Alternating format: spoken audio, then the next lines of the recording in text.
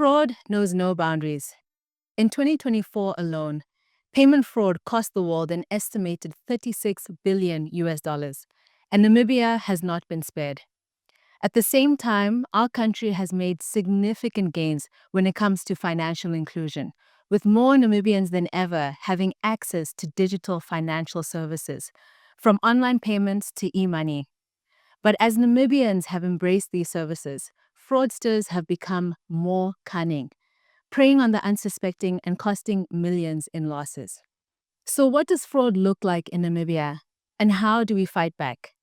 I'm Nafiku Hamunime, your host, and in today's episode, we'll tackle this very question with none other than the Deputy Governor of the Bank of Namibia, Miss Leonie Dunn. But before we dive in, we asked Namibians to share their experiences with fraud with us. Let's have a listen to what they had to say. One day my mother received a call. My mother can't speak English, so she gave the phone to my sister. So they were talking, then asking, Kama, your mother won a 10,000, so we want her account number so that we can send the money. Immediately, my sister sent the account number.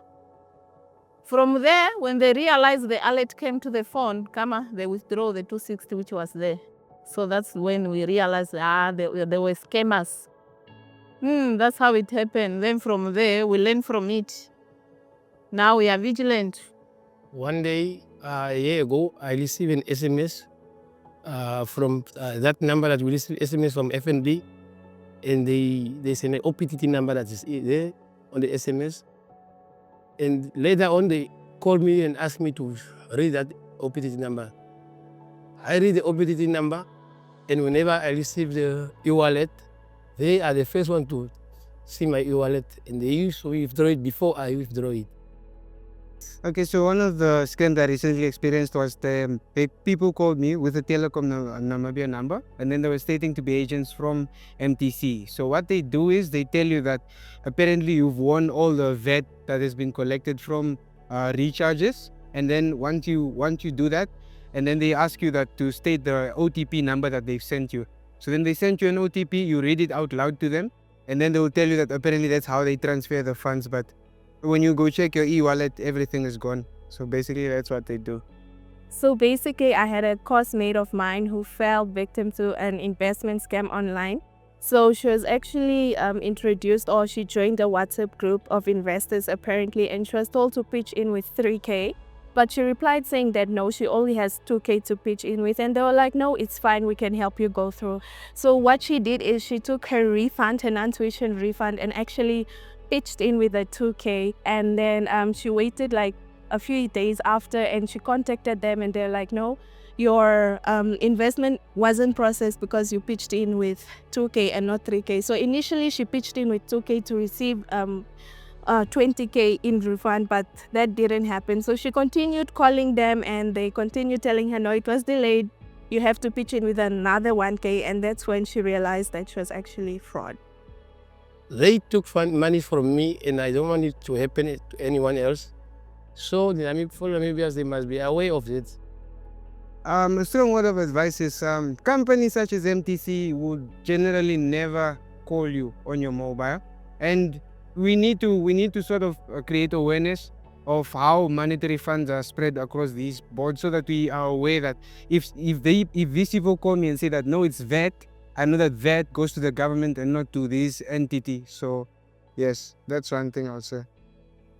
Okay, actually, I received a call early in the morning around 7 plus something. And then those people called me with a TN number, and then they turn into a private number. So they call, apparently like they are calling from MTC. So I have won money because I've been recharging so much. So I became so suspicious, like why would MTC people call me early in the morning at 7, while they usually open at around 8 and 9 day. So, and then the thing is that why are they calling me with a private number instead of the landline number, which is 061, if they are from Window? So after that, I became so suspicious, and then I have to ask the person, like, why are you calling me? If you are calling from MTC, why are you calling me early in the morning like this? It's not even like work hours yet, and then you are calling me with a private number. So we could not continue with the story. The person hung up. So this is how That is how I did not fall for that trap. So let's be vigilant out there. The stories we've just heard bring to life the real human cost and suffering caused by fraud. I would now like to turn and welcome the Deputy Governor of the Bank of Namibia, Ms. Leonie Dunn, to our BonCast episode. Thank you so much, Deputy Governor, for joining us today. Thank you very much, Nofiku, and what a pleasure to be here this afternoon and engaging the Namibian nation on a topic that lies close to all of our hearts. In particular, a topic that not only causes immense frustration, but can cause devastated losses if not properly addressed. Thank you. Exactly. Thank you so much, Deputy Governor. You know, we were just having a conversation offline before we started the episode, and you were sharing with me the different kinds of fraud that actually exist. And for many of us, we only know fraud in general. But now that we have an expert in the room, I'd really like to ask you, Deputy Governor, if you can just explain the nuances and the difference between fraud and what fraud actually looks like in the financial industry and when we're talking about the banking sector. Thank you very much, Nofiko. So, looking at the definition of fraud generally, it is the wrongful and unlawful making of a misrepresentation to someone with the intent to get some benefit from them. And when you make that false misrepresentation, you at the time knew the true state of affairs. Yeah. And you knew that you were lying to them. And you knew that if they acted upon the lie, they would potentially or actually suffer prejudice. So it's really the wrongful and unlawful making of a misrepresentation that can cause actual or potential prejudice and losses to a person. That is general fraud. Yeah. So if we turn to fraud within the banking and payment system space, here in particular, a person will, by dubious means, try to convince you, the owner of a bank account, or the user of a payment instrument to give him or her certain information. And whilst knowing that when they ask that information from you, that they are not a bank, they are not NAMRA, they are not government. And the whole intent is to really get access to your private bank account details or to get your one-time PIN wallet, to access your e-wallet and thereby taking your money away from you. Yeah. So overall, what we are seeing in the payments and the banking system is this type of fraud, where criminals just approach you, pretend that they are the bank, and ask you for otherwise very, very sensitive information. And we've heard various instances of that, of people being contacted by, people representing themselves as people coming from the banking sector, or calling you from a bank and trying to get access to your private information, which they shouldn't have access to.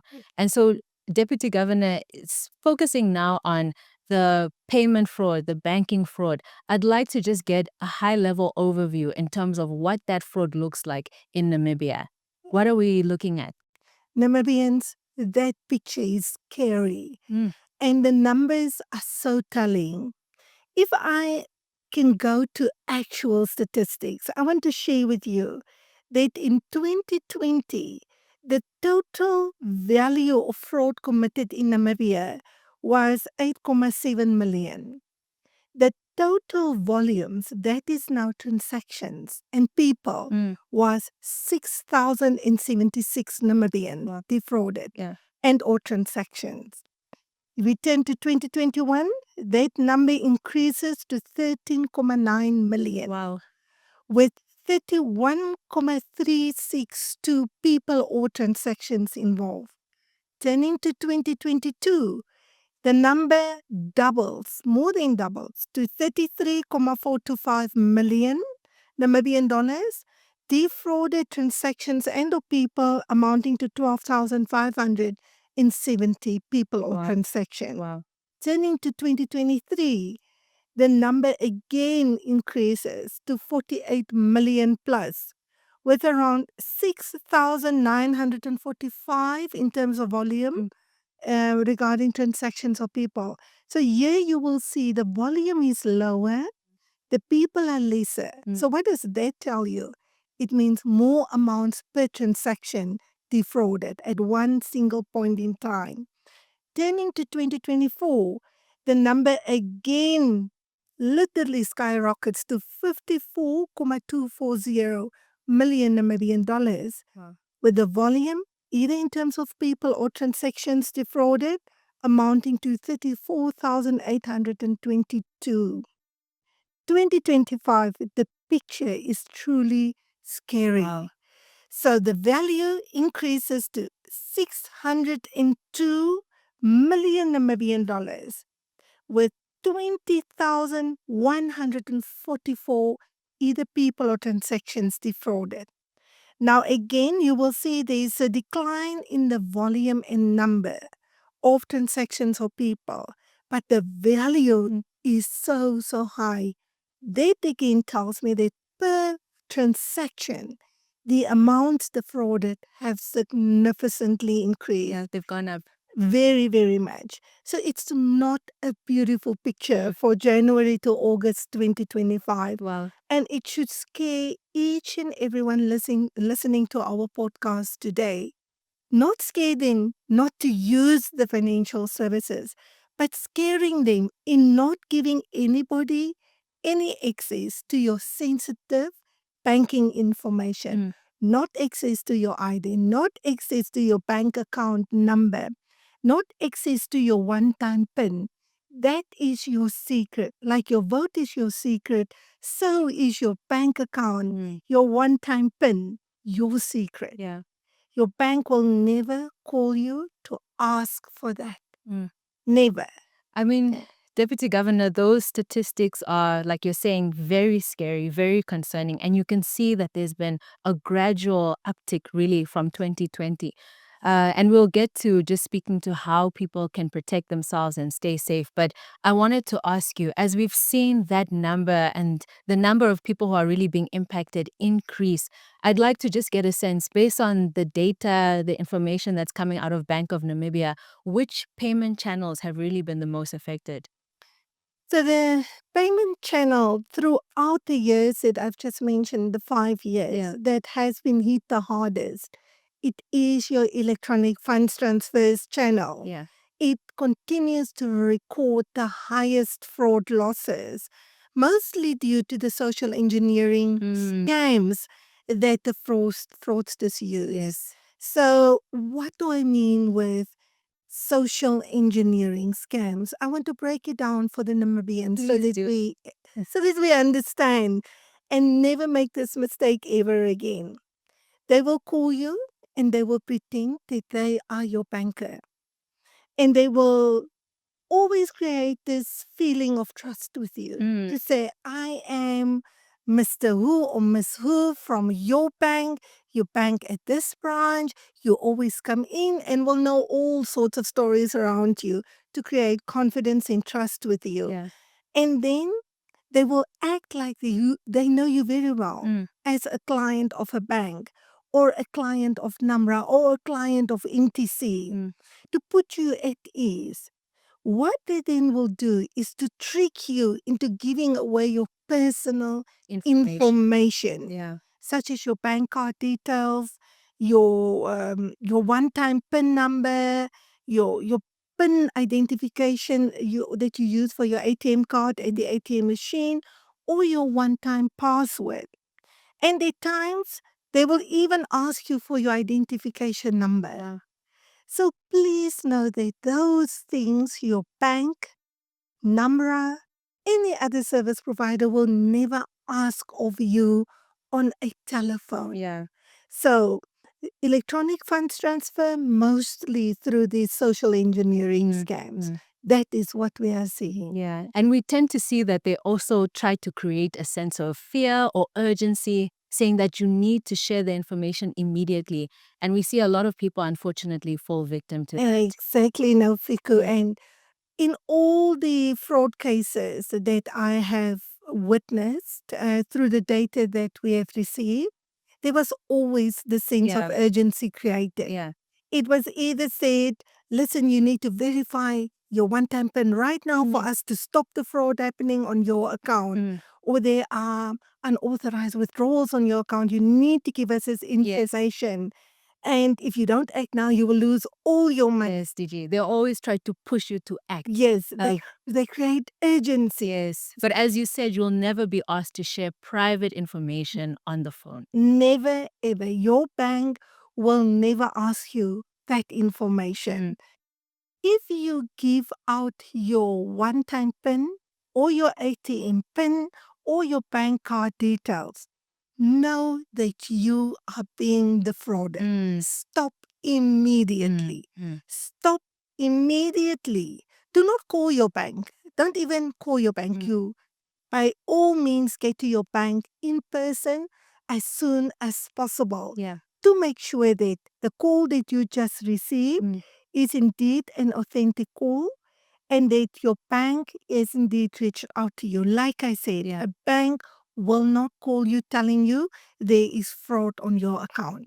Will not create the sense of urgency. The bank would rather send somebody to you with the right credentials or ask you to come in and to come see them. Exactly. Thank you. Exactly. And Deputy Governor, you were speaking about social engineering scams and how, they're targeting the elderly with this. And something that we've also begun to pick up is an increase in things like deepfakes, for example. Well, they'll use the images of people and purport to be someone who's promoting, an investment scheme. They'll say, it's Deputy Governor Dunn, and they'll use your voice to try to get people to invest in these scams. So I'd like to know, when it comes to social engineering and maybe other factors, what is really also contributing towards driving up fraud overall? Yes. It's this get quickly rich schemes. Unfortunately, when somebody tells you a story that is too good to be true, it most probably is too good to be true. That's right. Or it's highly probable that it's too good to be true. And our personal greed, unfortunately, is also driving that behavior. I can always encourage the Namibian public. If you want to invest your money, take it to a licensed investment house or to your bank or call the Bank of Namibia or call NAMFISA and confirm with us whether this person promoting this get quick rich scheme to you is indeed licensed by all. So why are we licensing people that work with other people's money? It is to make sure that your money is well managed. It is to make sure that your money is well invested in trusted vehicles so that when something goes wrong, we can protect you through our social safety nets that we have developed for the Bank of Namibia. It's our deposit guarantee authority. So please be careful when somebody tells you can really overnight double your investment. There is no such thing.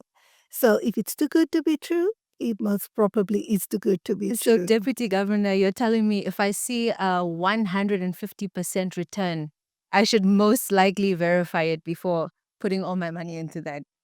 Don't even verify it. Don't do it. Don't do it. So my guidance to the Namibian public would be any interest rate promised to you that is above what a bank or a registered asset manager will give to you already should raise all red flags, alarm bells, and you need to reach out to the Bank of Namibia or reach out to NAMFISA to alert us of the scheme being promoted to you. Our elderly citizens, unlike our youngsters, are not always on social media platforms and they may not always be aware of the alerts that we put out. My plea would be to our elderly citizens of Namibia is that when you know you are about to retire or you're going to get a pension payout or you've got a decent amount of money in your bank account, you in particular need to be aware of receiving these calls or be aware of somebody pretending to be Leonie Dunn from the Bank of Namibia engaging you. When you ever receive a call, when you ever receive a deepfake, such as that, where they ask for bank details, they ask for one-time PIN, please immediately engage the Bank of Namibia or your bank or NAMFISA, and we will give you the required assistance. Thank you, DJ. And I think this is the question that I would like us to end on. You know, as you've just spoken to, there being some gaps in terms of not everyone being aware, even people who happen to be on social media a lot, not everyone is aware. So I'd like to ask you, DJ, the key question for us as Namibians is what can we do collectively to stop the rise in fraud that we are seeing? How can we all pull together to make sure that we are protecting ourselves? Effectively preventing and combating fraud is not a single and main show. It requires all of us to play our part. I would encourage Namibians to tap into the public awareness campaigns that have been launched by the Bank of Namibia, as well as by private sector, in particular the banking industry. Try and understand what we are saying through the public awareness campaigns. If the message are not clear, reach out to you. We send people countrywide to come and talk to you and further educate you. We are also trying to strengthen fraud controls overall. For instance, if you do an electronic funds transfer, you are required to enter that one-time PIN, and it's called multi-factor authentication. It's just to make sure there's almost a double barrier of control on the transaction and that you are in charge of authorizing it. Another thing that you can also do as members of the public, wherever you pick up vulnerabilities, share that with us so that we can apply stopgap measures. And from the legal and regulatory side, as the Bank of Namibia, we are also trying to make sure that our laws are aligned with the latest developments globally to make sure that cyber criminals, amongst others, do not exploit vulnerabilities within the system, do not exploit our citizens in accessing their bank accounts and their payment platforms. So it's a united front we need to build. We cannot do it alone. We require the vigilance of everyone to be successful. You will never give your child to a stranger, ever, to look after. It's the same with your bank account, your one-time PIN, your ATM PIN number. You need to keep it confidential. You need to safeguard that information, because if you protect yourself, you help us to protect the entire financial system. Wow. Thank you. Thank you so much, Deputy Governor. So I think if I were to wrap up this conversation, the key messages you're sharing with us is that you will never be asked to share your personal information. And so where you have one-time PINs, these are multi-factor authentications to make sure that you have double safety in some instances. The second key message I'm hearing you say is that if something sounds too good to be true, most likely it is. If you have returns that are higher than what you would get at a bank or an investment or an asset management firm, you should, if possible, try to verify whether or not it's legitimate. And thirdly, people need to make sure that, they are tapping into the campaigns that are actually going out from Bank of Namibia and also the banking industry to make sure they're aware of the scams that are out there and also different ways that they can keep themselves and their finances protected. Absolutely, Nafiku. You've perfectly summarized it. We also encourage the members of the public to actively participate in our National Fraud Week that the Bank of Namibia will be hosting together with our banking industry. It runs from 16 all the way up to 22 November.